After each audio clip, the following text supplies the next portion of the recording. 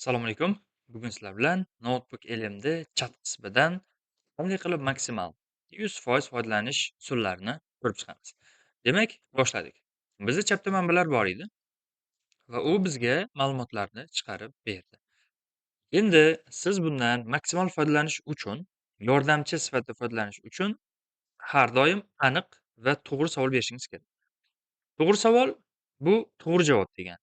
Siz hech qachon umumiy savollarni bermang. Xuddi misol uchun ChatGPTga umumiy savollar berganda, u xuddi umumiy javob bergandek javob beradi. Endi undan qanday qilib maksimal foydalanish mumkin desa, o'zingiz uchun qoida yozib oling. Kontekst, undan keyin asosiy vazifasi va oxirida formatini yozishingiz kerak bo'ladi. Ketdik. Misol uchun, men marketing agentsiyasi rahbariman yoki man yangi startaperman. Menga muhim bo'lgan shu soha uchun aniq bo'lgan 3 ta strategiya yozib ber. Formatini misol uchun jadval ko'rinishida qilib ber degan narsa. Kelinglar endi test qilib ko'ramiz. Bizda manba bor. Biz so'rashimiz mumkin umumiy. Mavzu nima haqida? Va u bizga odatdagidek umumiy javob beradi. Xo'sh, qanday qilib mening ko'p uchun takroriy ma'muriy vazifalarni avtomatlashtirishi mumkin? Kichik biznes uchun eng keng tarqalgan AI afsonalari qanday? Demak, siz chap tomonga xohlagancha yuqorida aytib o'tdik, manba yuklashingiz mumkin. Mana bizda taxminan 10 tacha manba bor.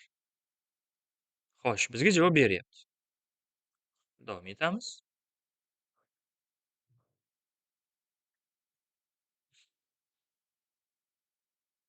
Mhm. Mavzu nima haqida?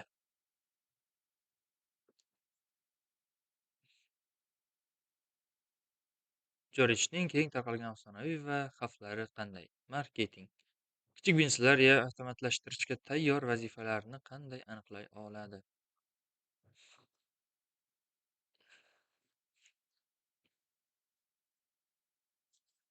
Demak, javobi chiqishini kutamiz va bu odatda umumiy javob beradi. Ketdik, davom etamiz.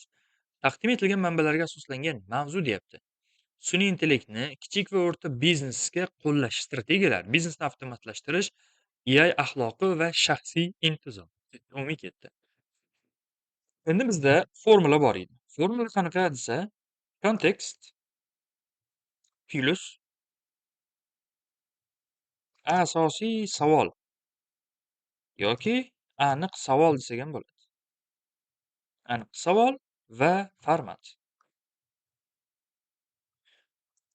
Format. Endi shu asosda boshlaymiz. Kontekst bu sizning kimligingiz. Men yangi biznes boshlagan yosh tadbirkorman.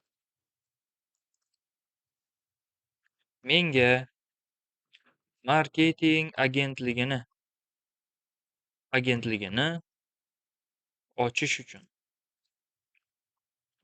uchun aniq 3 ta strategiyani ber. Qanday formatda bersin? Xo'p, bizga misol uchun jadval ko'rinishida yozib ber deyishimiz mumkin. Demak, kontekst, asosiy savol va format. Men yangi biznes boshlagan yosh tadbirkorman. Buni yana aytishimiz mumkin. Davom ettirishimiz mumkin. Toshkentda biznes qilaman. Boshladik. Davom etamiz.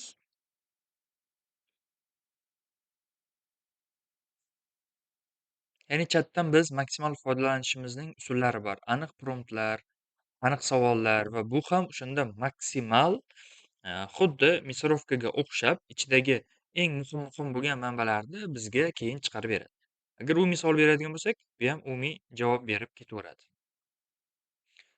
Javobini ozgina kutishimiz kerak. Demak, Toshkent yangi marketing agentligini ochayotgan Yosh biznesingizning sun'iy texnologiyalar yordamida tez va strategiyani rivojlantirish uchun bitta aniq, misol uchun, reja deymiz. Strategiya nomi kontentlashtirish va marketing kampaniyalarini avtomatlashtirish. Birinchi reja. Ikkinchi reja ma'muriy jarayonlar va ishlashga xizmat ko'rsatishni optimallashtirish, mahalliy bozorga moslashish va ma'lumotlar tahlilini joriy etish. Ketdik. Asosiy vositalar qanday amalga oshiramiz? Xo'p, ChatCloud kabi AI yordam beradi. Bloglar uchun ijtimoiy tarmoq postlari va elektron pochta xabarnomalarini olish mumkin. Xo'p, reklama platformalarida avtomatik targetlash va yuklarni segmentlash tizimlaridan foydalanish mumkin, deyapti. Kutilayotgan natija, deyapti. Marketing yordami optimallashtiriladi va ishlab chiqarishga moslashtirilgan reklama xizmatlari yuklanadi. Ikkinchisi, agentlikning ichki ko'rinishini, masalan, yig'ilish qoidalaridan avtomatik chiqishlari uchun hisobotlar va tijorat takliflarini AI orqali tezlashtirish, deyapti. Kichik jamoa bilan ham katta hajmdagi foydalanish, ya'ni kichik jamoa bilan ham katta hajmdagi ishlar qilish mumkin. Inson xatolari minimallashtiriladi va takrorlanuvchi qog'ozbozlik ishlari qisqaradi. Uchinchisi, O'zbekiston bozorida rivojlanayotgan o'zbek tiliga yo'qotilgan tilga uyg'unlashgan AI modellarini o'rganish va amaliyotda tatbiq etish. Toshkentda an'anaviy agentliklardan, misol uchun, farq qilish, raqamlarga va chuqur tahlilga asoslanish, deyapti. Qo'shimcha tavsiya. Boshqaruvchi AI texnologiyasini agentlik mablag'ga qo'llashda birdaniga katta sarflamasdan, ya'ni birdaniga katta sarflamang, oz-ozdan sarflashingiz mumkin, deyapti. Demak, bu bizga yetarlimi? Yetarli emas. Xo'sh, bu bizga qadamma-qadam biznes rejani yozib berishi mumkin. Aniqlaymiz o'sha shablon bo'yicha. Men e, yosh tadbirkorman.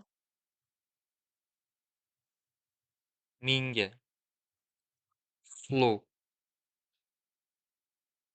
ko'rinishida ko'rinishida biznes reja, biznes protsess tayyorlab ber.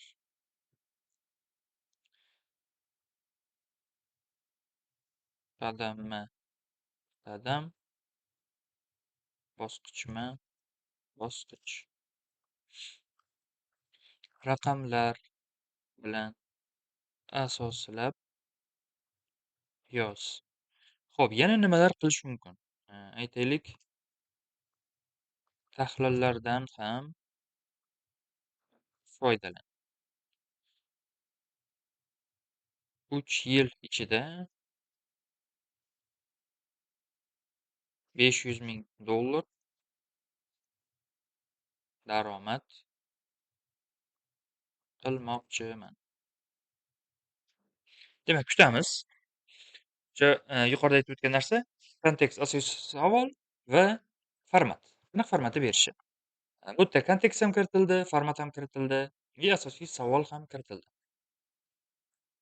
Demak, javobini ozgina kutamiz. Bu yerda nimalar bor?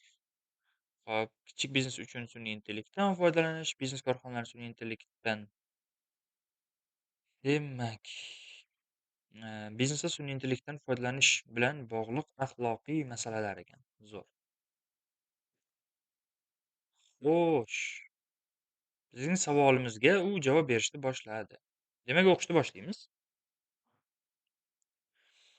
Sizning marketing agentligingiz uchun 3 yil ichida jami $500,000 daromadga, deyapti. 1 yil 75,000, ikkinchi yil 150,000, uchinchi yil 275,000. Chiqishga yordam sun'iy intellektga. Hop, sun'iy intellektda rivojlangan qadamma-qadam biznes jarayonlar flow ko'rinishida. Bosqich ishga, misol uchun, ishlab chiqarish va avtomatlashtirish 12 oy vaqt ketarkan. Ya'ni harakatda asosiy maqsad $70,000 o'rtacha daromad $6,250. Fokus xarajatlarni minimallashtirish va tezkor xizmat ko'rsatishni qayta qurishingiz kerak ekan. Birinchi qadam, ko'rinishini integratsiya qilish. Ikkinchi qadam mijozlarga xizmat ko'rsatishni avtomatlashtirish. Keyingisi tahlil raqamlar. 30% gacha telefon orqali, 80% dan ortig'i aralashuvsiz hal qilinadi, ya'ni sun'iy intellekt. Ikkinchi bosqich kengayish va chuqur tahlil. Data analitika 13-14, ya'ni 13 oydan 24 oygacha bo'lgan vaqt. Harakat $150 ming topishimiz kerak. Fokus qaratishimiz kerak bo'lgan narsa mijozlar sonini yozib, konversiyani ko'tarish va jamoani tuzatish. Endi tasavvur qiling, xuddi biznesmendek fikrlayapti. Konversiyani ko'tarish orqali savdoni oshirish. Uchinchi qadam marketingni shaxsiylashtirish. Har bir narsa uchun yuklab olishlari va xarid tarixiga shaxsiy reklama tavsiyalarini ishlab chiqarish deyapti. To'rtinchi, jamoani AIga o'rgatish, tahlil, raqamlar 35% gacha kamaytirish mumkin. Nimani? Xo'p, sun'iy intellekt orqali shaxsiy marketing kompaniyalari konversiya, davolash, sotuvga raqamlar ko'rinishini 35% gacha kamaytirish mumkin. Ishlash jarayonlarini avtomatlashtirish jamoaning umumiy ishini 40% ga oshiradi. Tadbirkorning shaxsiy fundamenti $500 ming. Maqsadni smart qilib qo'yish, kichik qadamlar, katta maqsadlar, poblavkalar, ya'ni yon berishlarsiz ishlash kabi narsalar ketyapti. Siz buni xohlagancha o'zgartirishingiz mumkin va bu raqamlar bilan ham sizga chiqarib beryapti. Demak, to'g'ri savol berish bu to'g'ri javob olishga asosiy sabab ekan.